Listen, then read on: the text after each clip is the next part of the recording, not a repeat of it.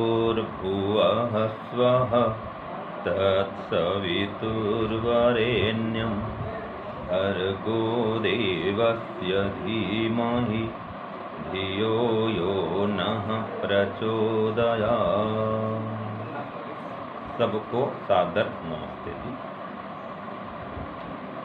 ईश्वर के गुणों की चर्चा हम कर रहे हैं। ईश्वर सच्चिद आनंद स्वरूप हैं, निराकार हैं, सर्वशक्तिमान हैं, सर्वत्र व्यापक हैं, जिनका मुख्य नाम ओम है और गायत्री आदि मंत्रों से ओम परमात्मा की ही उपासना की गई है। तो ईश्वर का एक नाम निरंजन भी है। अनेकों नाम परमात्मा के तो जैसे जैसे गुण कर्म स्वभाव है वैसे वैसे नाम परमात्मा के, वो तो बहुत सारे नाम। तो आज हम सुनेंगे निरंजन, कि परमात्मा का नाम निरंजन है। तो कहा गया इसमें क्यों निरंजन है? तो स्वामी विजयानंद लिखते हैं, अंजु व्यक्ति लक्षण कांति गतिषु। इस धातु से अंजन शब्द और निर उपसर्ग के योग से निरंजन शब्द सिद्ध हुआ। अंजनम व्यक्तिम लक्षणम कुकाम इंद्रियैः प्राप्तिश्चेत्यस्माद्यो निर्गतः पृथक भूतः स निरंजना। तो इसमें कहा जो व्यक्ति अर्थात आकृति, म्लेच्छाचार, दुष्ट कामना और चक्षुरादि इंद्रियों के विषयों के पथ से पृथक है, इससे ईश्वर का नाम निरंजन है। तो ईश्वर का नाम निरंजन क्यों है? क्योंकि एक तो उसकी कोई आकृति प्रकृति नहीं है, वो कोई व्यक्ति नहीं है, तो व्यक्ति से आकृति से वो रहित है। फिर म्लेच्छाचार माने दुष्टों का आचार। म्लेच्छ माने जो दुष्ट हैं, मांस मछली शराब आदि खाने पीने में लगे रहते हैं। तो वैसे जो म्लेच्छों का आचरण है, अशुद्ध रहेंगे, अशुद्ध खान पान करेंगे, हिंसा करेंगे, आतंकवाद फैलाएंगे, ये सब म्लेच्छ हैं। तो ऐसे आचरण से जो सर्वथा रहित है, चोरी, हिंसा, डाका, असभ्य व्यवहार, ये सब जो म्लेच्छ हैं उनका काम होता है। तो म्लेच्छाचार से वो रहित हैं और दुष्ट कामना भी नहीं करते, सबके प्रति शुभकामना रखते हैं, तो दुष्ट कामना से रहित हैं। और चक्षु आदि इंद्रियों के विषयों से भी रहित है। हम उनको आंख से नहीं देखते, नहीं देख सकते, तो इनके पथ से वो रहित है, माने दृष्टिगोचर नहीं होते वो आंख से, अगोचर है। हम पढ़ते हैं ना, सुनते हैं ना आरती में, तुम हो एक अगोचर सबके प्राणपति, ओ स्वामी सबके प्राणपति, ये पढ़ते हैं सुनते हैं ना, कि तुम हो एक अगोचर सबके प्राणपति। ये परमात्मा आप तो अगोचर हैं। ये जो कहा गया है कि इंद्रियों के विषयों के पथ से पृथक हैं, वही तो है। गो माने इंद्रिय, तो इंद्रियों के पकड़े में नहीं आते, अगोचर हैं वो, इसलिए उनको निरंजन कहते हैं। और एक अंजन करता काजल भी लगाते हैं। तो जब परमात्मा का कोई आंखें नहीं है तो अंजन भी कहाँ से लगाएंगे, काजल कहाँ से लगाएंगे? तो इसलिए पृथक है। तो परमात्मा निरंजन है, तो आकृति, व्यक्ति इनसे रहित हैं, अशुद्ध आचरण से रहित हैं, इंद्रिय गम्य नहीं है और इनके विषयों के भी पकड़ में आने वाले नहीं, या इनके विषय नहीं है परमात्मा। तो परमात्मा का नाम निरंजन है। तो इसी निरंजन परमात्मा की, निराकार परमात्मा की, सर्वत्र व्याप्त परमात्मा की, आनंद के भंडार, ज्ञान के भंडार, बुद्धि ज्ञान के प्रदाता परमात्मा की गायत्री मंत्र में उपासना है और भी वेद मंत्र में इसी परमात्मा की ही उपासना है। तो हम भी गायत्री आदि मंत्र से उसी एक परमात्मा की, ओंकार परमात्मा की उपासना करें और ईश्वर से ज्ञान, विद्या, बुद्धि, बल, आनंद को प्राप्त करें। ओम शांति, ओम शांति। प्यारे भाइयों बहनों, सादर सब प्रेम नमस्ते। सत्यार्थ प्रकाश के प्रथम समोल्लास का पाठ चल रहा है और हम अब निरंजन शब्द पर पहुंच गए हैं, जिसमें कि ईश्वर के 100 नामों की व्याख्या है। उनमें से आज निरंजन शब्द को महर्षि दयानंद सरस्वती खोल रहे हैं। तो आप इस निरंजन शब्द को महर्षि दयानंद के अनुसार स्वामी जी से सुन चुके हैं। अब मैं इसको काव्य रूप में, भजन रूप में, प्रार्थना रूप में, अर्थात जैसे कि हम एक आरती गाया करते थे हैं, ओम जय जगदीश हरे, ठीक उसी की तर्ज पर आज हम इस निरंजन शब्द को गाते गाते जानेंगे। तो आइए इसका गायन कर लेते हैं। तो निरंजन ईश्वर को क्यों कहते हैं तो स्वामी दयानंद सरस्वती कहते हैं कि अंजन किसको कहते हैं। जो अंजन शब्द है वो किससे बनता है, तो कहा उसमें अंजू व्यक्तिम लक्षण कांतिम गतिसु, अर्थात जिसमें व्यक्तियों जैसे लक्षण होते हैं उसको अंजन कहते हैं।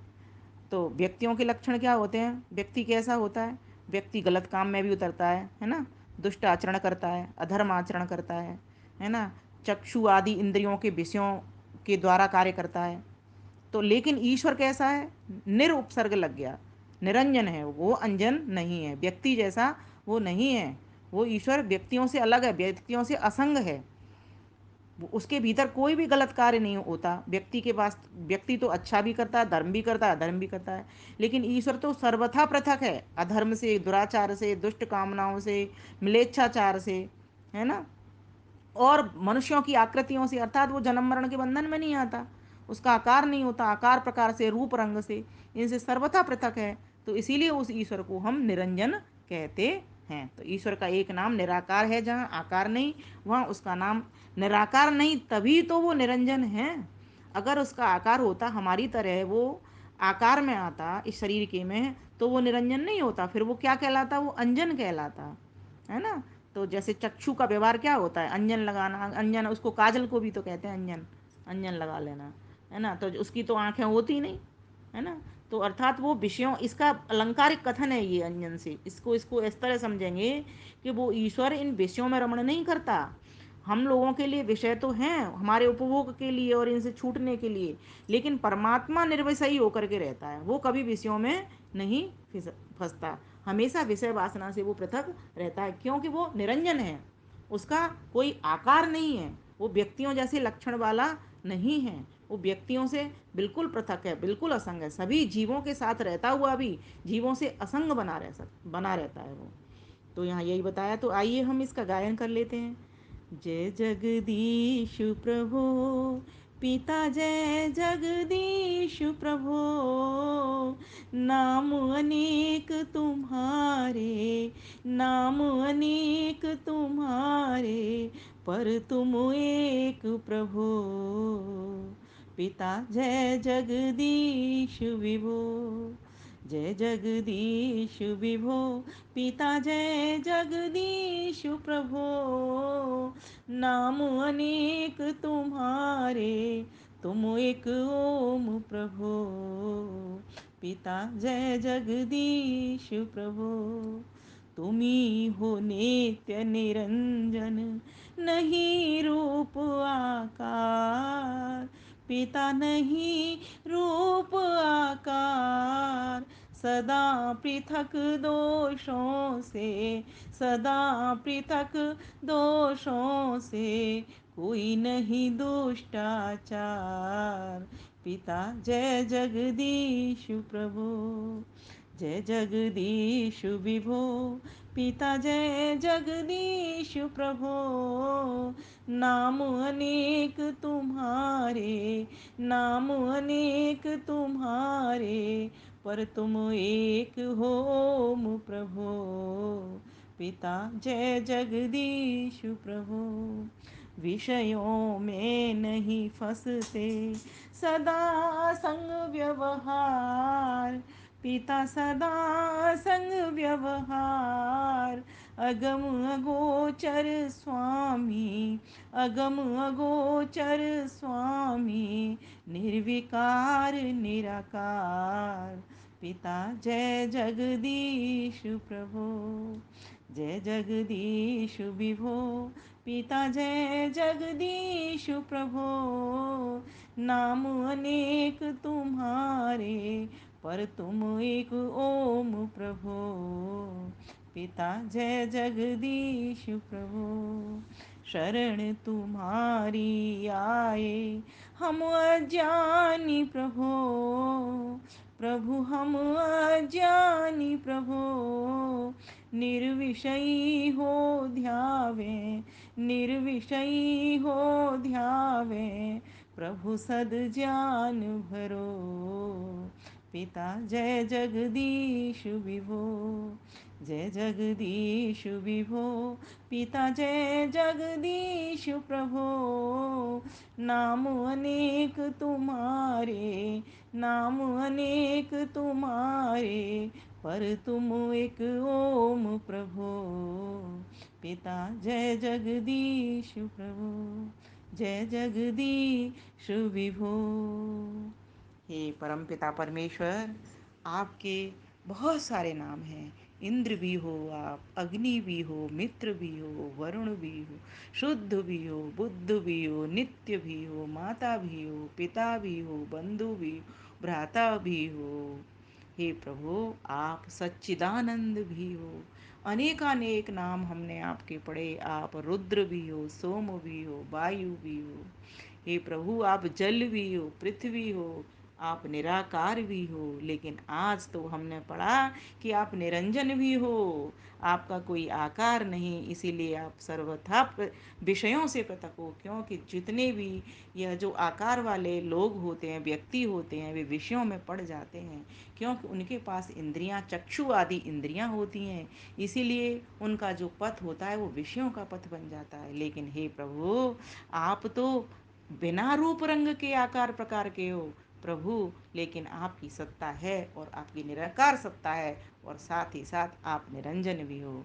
आप कोई व्यक्ति के समान लक्षण वाले नहीं हो। कभी भी आप अधर्म कामों में नहीं फंसते हो, कभी भी आप गलत काम नहीं करते हो।